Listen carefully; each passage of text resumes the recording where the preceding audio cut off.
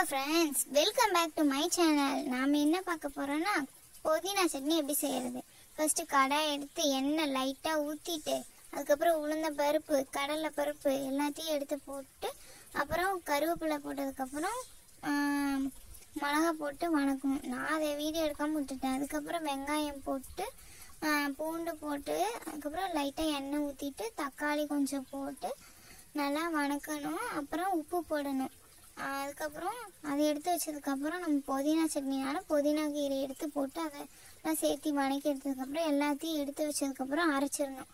அரைச்சி முடிச்சதுக்கப்புறம் மறுபடியும் கடாய் எடுத்து உளுந்தம்பருப்பு, கடலைப்பருப்பு, கடுகு, கருவேப்பிலை எல்லாத்தையும் போட்டு நல்லா தாளித்து எடுத்து வச்சதுக்கப்புறம் நம்ம இட்லி, தோசை அந்த மாதிரி எல்லாத்துலேயும் போட்டு சாப்பிட்லாம். செம்மையாக இருக்கும்.